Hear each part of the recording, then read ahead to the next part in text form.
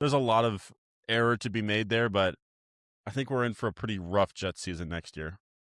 Hey, Dan Orlovsky, you're already in New York, and since you know so much about football, why don't you be the Jets offensive coordinator? Like maybe Dan Orlovsky actually gets his shot. God, that might happen. I mean, we're in for it. I'm tired of talking about negative stuff. Aaron Glenn, good luck to you, but NFL awards have been announced. We have the finalists in front of us here.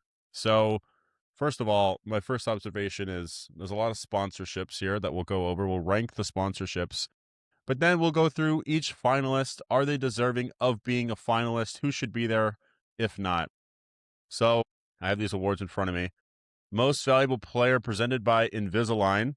Defensive Player presented by TCL.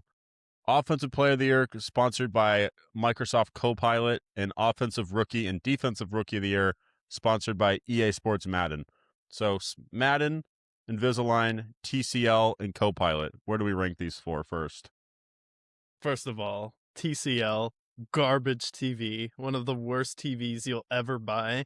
And is Copilot that dumb commercial where he's like, AI, rank these quarterbacks based on their traits, project who's going to have the most tackles. And then, Yes. okay, that's our guy. Like, this is like the biggest problem with AI where you have like the guy who's supposed to be like the Tampa Bay Buccaneers. I don't know if he's the coach or defensive coordinator. He's like, project who's going to get the most tackles and then rank them on their leadership traits there. I'm like, no, that's not how AI works. And that's how you become the worst franchise in football if you're just asking an LLM there. So absolutely trash there. Invisalign would probably be the top one there. Legitimate product.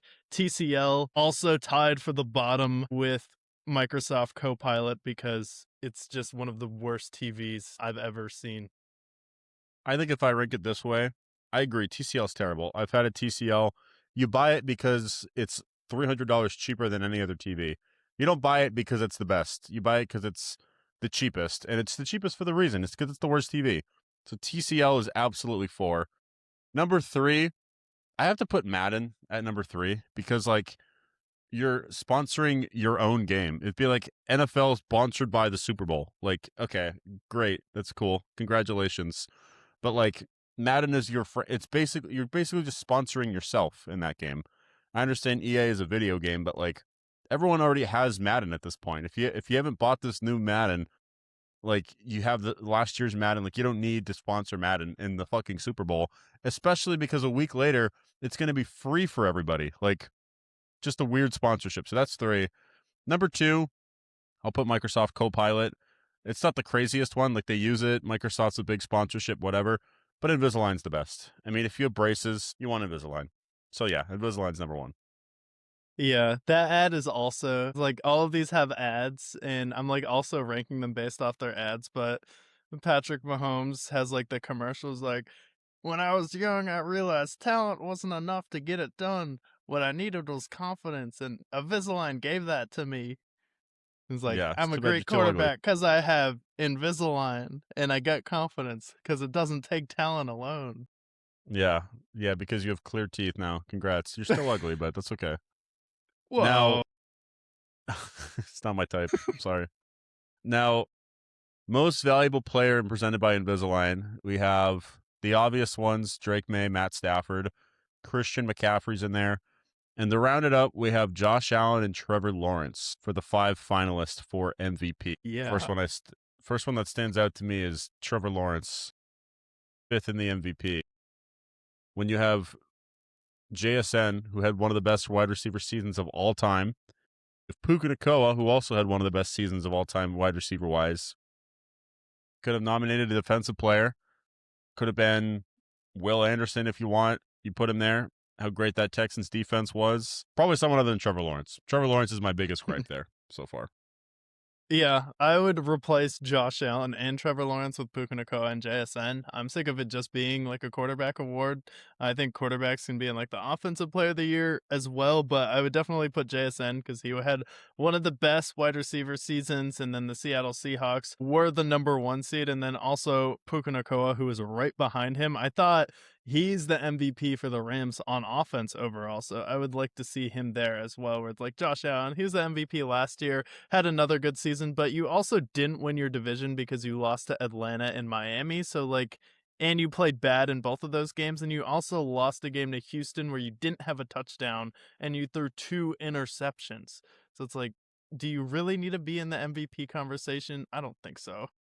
I feel like also like with the MVP, we know who the MVPs are going to be. Do we really need to add the other two candidates? Like, it's going to be between Drake May and Matt Stafford, and Christian McCaffrey deserves a shout out there. But like, do we need to have 5 finalists there? I just don't think Josh Allen's in there because he's Josh Allen. Trevor Lawrence is the one that sticks out to me the most because he had decent stats this year, but like, does anybody think Trevor Lawrence is going to get a single MVP vote with how he played this year? I mean, 29 touchdowns, 12 picks, 4,000 yards. Like, he played good. He deserves like, maybe a Pro Bowl nomination, but I don't think he deserves to be in that MVP conversation. It should be JSN or Puka, and I would put JSN there because how good the Seahawks were with him. So, but that being said, who's going to win the MVP? It's going to be Matt Stafford. I think like there's too much hate for Drake May and how easy their schedule was. His numbers don't stack up against Matt Stafford. Matt Stafford doesn't have an MVP yet, and he's going on that Hall of Fame career trajectory. The MVP is going to be Matt Stafford. I'll say it now, Yeah. which is pretty I obvious. think it probably will be. I just hate the argument that literally people in the media are just saying, well, Drake May will have another chance, so we might as well give it to Stafford this year. And he threw a lot of touchdowns this year, and that's great, but he also had Devontae Adams, he had Puka Nacua, he had Corum, and he had Kyron Williams, Colby Parkinson, so Tyler Higbee kicking around there as well. So for me, like Matt Stafford, sure, he had a really good year statistically this year, but is he the most valuable player on his team when Drake May really didn't have that many great skill players where he had Stephon Diggs this year, who's definitely not the same player that even Devontae Adams or Puka Nacua is at this point.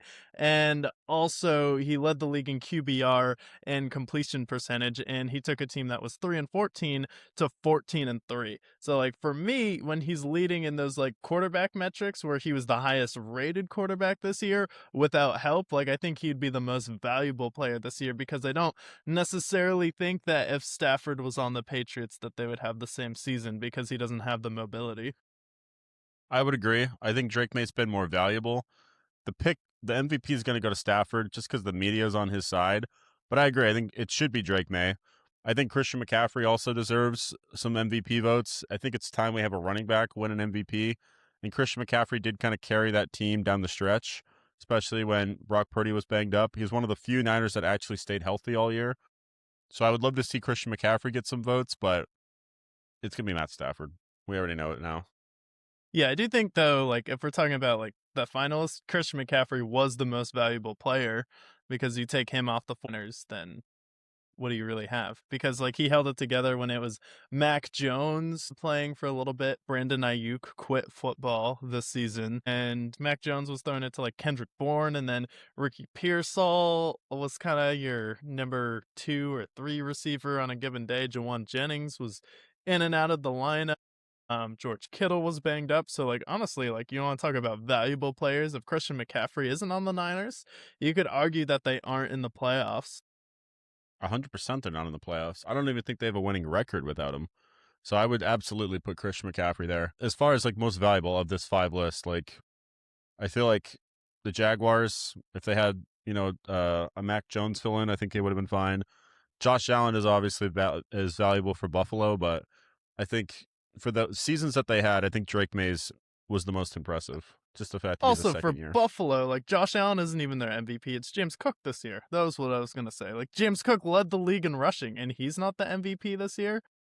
Yeah. I mean, yeah, it's pretty much the two-headed monster there in Buffalo. You take either of those two guys out, and neither one is as effective. The MVP list is questionable. I don't agree with Trevor Lawrence there, but I think it should be Drake May, but we all know it's going to be Stafford. I feel Give like him an this is like MVP. kind of the least dramatic year where there's kind of an argument, but everyone's kind of just made up their mind that it's Stafford, where like there was a heated argument between whether it was going to be Stafford or Lamar. Or not Stafford or Lamar, whether it's going to be Josh Allen or Lamar, where by every metric in a normal year, if Lamar hadn't won the MVP the previous year, he would have won it over Josh Allen. And Josh Allen kind of just won it over like a we feel bad for you, Joel Embiid type of MVP. But Yeah, I agree. This year, it's pretty much been Drake May and Matt Stafford all year, but Matt Stafford, he's 37, has had MVP like seasons. We'll give it to him because he hasn't won an MVP yet. Fills his Hall of Fame legacy. Like, all right, great, whatever. You want to give him an MVP? I don't care. Whatever. Go ahead. Very cool. Now, Defensive Player of the Year, this is a much more stacked list. We have and this is brought to you by TCL. So apparently, defensive players love shitty TVs. Will Anderson, Nick Benito, Myles Garrett, Aiden Hutchinson, Micah Parsons. First person that jumps off for me, Micah Parsons got hurt how many games into the season? Like 10 games into the season. He came in banged up. He left banged up. I think Micah Parsons there. It's kind of a fill in there, but I digress. Myles Garrett broke the sack record. He's going to win the Defensive Player of the Year. Yeah, this isn't like MVP where your team has to be successful. Like, he literally had the best year you can at his position. His number one job is to get sacks, and he's the best player technically in history at that. I don't count it because he did it with the extra game, but technically it's still a historical thing for Myles Garrett. So, yeah, you have to give it to him. Yeah, I'd agree there. And Offensive Player of the Year, they have Drake May, Christian McCaffrey, Puka Nacua, Bijan. That's another guy that could have been an MVP, but his team wasn't good enough.